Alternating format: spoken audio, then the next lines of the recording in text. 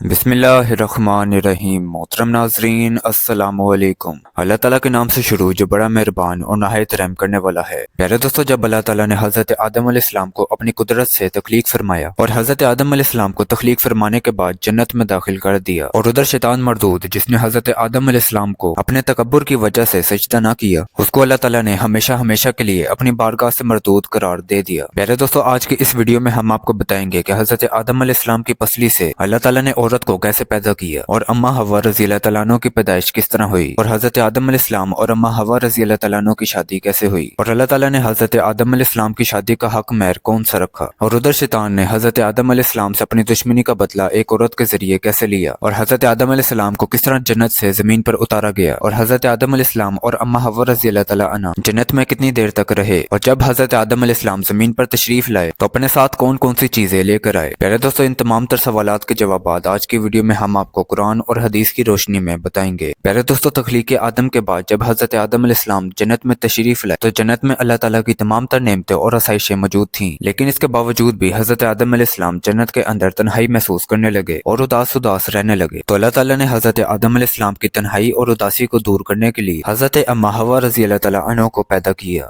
حضرت ابن عباس رضی اللہ تعالیٰ عنہ سے روایت ہے کہ حضرت آدم علیہ السلام ایک دن جنت میں سو رہے تھے کہ اللہ تعالیٰ نے ان کی چھوٹی پسلی سے حضرت اماں حوا رضی اللہ تعالیٰ عنہ کو پیدا فرما دیا۔ جب حضرت آدم علیہ السلام نیند سے بیدار ہوئے تو حضرت آدم علیہ السلام نے اپنے پاس ایک عورت کو پایا جو کہ ان سے ملتی جلتی مخلوق تھی۔ میرے دوستو، روایات میں آتا ہے کہ جب حضرت آدم علیہ السلام نے اپنے سے ملتی جلتی مخلوق کو دیکھا تو ان کی طرف اپنا ہاتھ مبارک بڑھانے کا ارادہ فرمایا، تو اس وقت فرشتوں نے عرض کیا کہ ٹھہر جائیے، پہلے آپ ان کا حق مہر ادا کریں۔ تو حضرت آدم علیہ السلام نے فرشتوں سے پوچھا کہ ان کا حق مہر کیا ہے، تو فرشتوں نے عرض کیا کہ ان کا حق مہر یہ ہے کہ آپ ہمارے آقا حضرت محمد صلی اللہ علیہ وسلم پر 10 مرتبہ درود پاک پڑھیں۔ چنانچہ جب حضرت آدم علیہ السلام جنت میں داخل ہوئے تھے تو آپ نے مختلف مقامات پر جگہ جگہ پر حضور اکرم صلی اللہ علیہ وسلم کا اسم گرامی لکھا ہوا دیکھا، کیونکہ حضرت محمد صلی اللہ علیہ وسلم اللہ تعالیٰ کے محبوب ہیں اور اللہ تعالیٰ نے اپنے محبوب کے نام سے جنت کو مزین فرمایا تھا۔ چنانچہ حضرت آدم علیہ السلام نے آپ صلی اللہ علیہ وسلم کی ذات اقدس پر درود پاک پڑھا، اور اس طرح حضرت آدم علیہ السلام اور اماں حوا رضی اللہ تعالیٰ عنہ کا نکاح ہوا۔ میرے دوستو، روایات میں آتا ہے کہ حضرت آدم علیہ السلام اور حضرت اماں حوا رضی اللہ تعالیٰ عنہ 60 سال تک جنت میں رہے،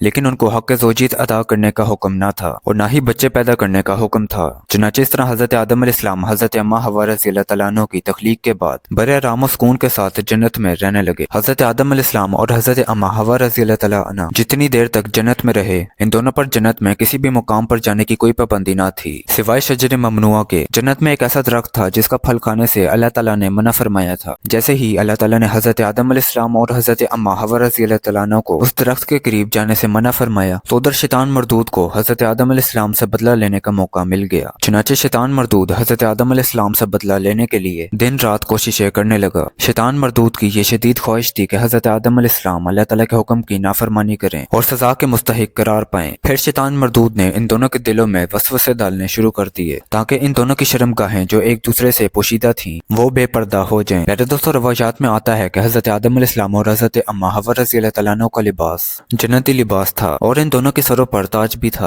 اور ایک دوسری روایت کے مطابق حضرت آدم علیہ السلام اور حضرت اماں حوا رضی اللہ تعالیٰ عنہ کا لباس جنتی درختوں کے پتے تھے جن سے ان کا ستر ایک دوسرے سے پوشیدہ تھا۔ اب شیطان روزانہ ان دونوں کے دلوں میں وسوسہ ڈالتا کہ وہ شجر ممنوعہ کے پاس جائیں اور جس پھل سے اللہ تعالیٰ نے ان دونوں کو منع کیا ہے وہ پھل کھائیں۔ چنانچہ ایک دن شیطان حضرت آدم علیہ السلام اور اماں حوا رضی اللہ تعالیٰ عنہ سے کہنے لگا کہ تمہارے رب نے تم دونوں کو اس درخت کے پھل کھانے سے اس لیے منع کیا ہے کہ کہیں تم لوگ یہ پھل کھا کر ہمیشہ ہمیشہ کے لیے زندہ نہ بن جاؤ، یا پھر کہیں تم لوگ فرشتے نہ بن جاؤ۔ حضرت اماں حوا رضی اللہ تعالیٰ عنہ سوچنے پر مجبور ہو گئیں کہ آخر کار اللہ تعالیٰ نے ہم کو اس درخت کا پھل کھانے سے منع کیوں فرمایا، یا جنت میں کسی اور مقام پر جانے سے یا کسی اور درخت کا پھل کھانے سے منع نہیں کیا گیا۔ شیطان مسلسل حضرت اماں حوا رضی اللہ تعالیٰ عنہ پر وار کرتا رہا اور پھر آخر کار شیطان مردود کی یہ کوششیں رنگ لے آئیں۔ شیطان مردود نے حضرت اماں حوا رضی اللہ تعالیٰ عنہ کو پھل کھانے پر راضی کر لیا۔ ایک دن حضرت اماں حوا رضی اللہ تعالیٰ عنہ نے حضرت آدم علیہ السلام سے کہا کہ ہم اس درخت کے پھل کا ذرا سا حصہ کھا کر تو دیکھیں کہ آخر کار اس میں کون سا راز چھپا ہے جس کی وجہ سے اللہ تعالیٰ نے اس درخت کا پھل کھانے سے منع فرمایا ہے۔ شروع میں تو حضرت آدم علیہ السلام نے مکمل طور پر حضرت اماں حوا رضی اللہ تعالیٰ عنہ کو اس درخت کا پھل کھانے سے منع فرما دیا، لیکن پھر حضرت اماں حوا رضی اللہ تعالیٰ عنہ کے مسلسل اصرار پر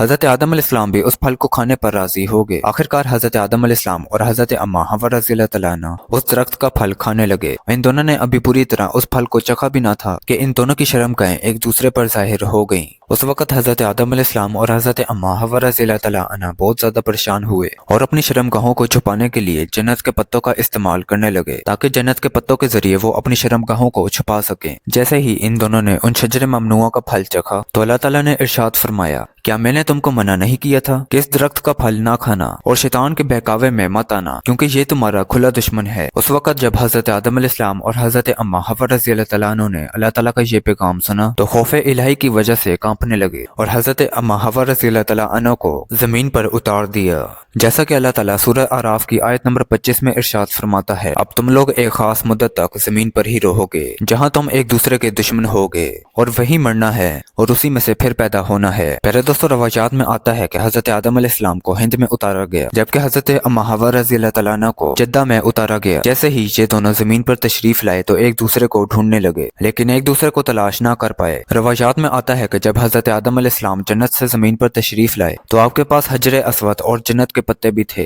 जिनको उन्होंने जमीन पर फैला दिया। हजरत इब्ने अब्बास रज़ी अल्लाह तआला अन्हु से मरवी है कि जिब्राइल अलैहिस्सलाम हजरत आदम अलैहिस्सलाम के पास तशरीफ लाए और गंदम के 7 दाने अपने साथ लेकर आए। हजरत जिब्राइल अलैहिस्सलाम ने उन गंदम के दानों को हजरत आदम अलैहिस्सलाम को दिया तो हजरत आदम अलैहिस्सलाम पूछने लगे कि ये क्या है, तो हजरत जिब्राइल अलैहिस्सलाम ने अर्ज किया कि ये उस दरख्त का फल है जिससे आपको रोका गया था लेकिन आपने खा लिया। तो उस वक्त हजरत आदम अलैहिस्सलाम ने फरमाया कि अब मैं इसका क्या करूं। हजरत जिब्राइल अलैहिस्सलाम ने अर्ज की कि इन दानों को जमीन में बो दीजिए। हजरत अल्लामा इब्ने कसीर लिखते हैं कि हजरत आदम अलैहिस्सलाम से जो खता हुई तो हजरत आदम अलैहिस्सलाम उस खता की माफी के लिए अल्लाह ताला की बारगाह में एक कसीर अरसे तक रोते रहे और अल्लाह ताला से अपनी खता की माफी मांगते रहे। चनाचे एक दिन अल्लाह ताला को हजरत आदम अलैहिस्सलाम की माफी पर रहम आया तो अल्लाह ताला ने हजरत जिब्राइल अलैहिस्सलाम को हजरत आदम अलैहिस्सलाम की तरफ भेजा कि जाओ और हजरत आदम अलैहिस्सलाम को माफी की खुशखबरी सुनाओ। जब हजरत जिब्राइल अलैहिस्सलाम ने हजरत आदम अलैहिस्सलाम को आकर अल्लाह ताला का ये पैगाम सुनाया कि अल्लाह ताला ने आपकी खता को माफ फरमा दिया है तो हजरत आदम अलैहिस्सलाम बहुत ही ज्यादा खुश हुए और अल्लाह ताला की बारगाह में सजदे शुक्र अदा करने लगे। फिर इसके बाद हजरत आदम अलैहिस्सलाम को लेकर हजरत जिब्राइल अलैहिस्सलाम मक्का मुकरमा में आए जहाँ पर हजरत आदम अलैहिस्सलाम ने काबा शरीफ की बुनियाद रखी और हजर अस्वद को काबा की दीवार में नस्ब किया। उस वक्त हजरत आदम अलैहिस्सलाम ने काबा के इर्द गिर्द तवाफ किया। जब आप तवाफ से फारिग हो गए तो हजरत जिब्राइल अलैहिस्सलाम हजरत आदम अलैहिस्सलाम को जबल अरफात की तरफ ले गए।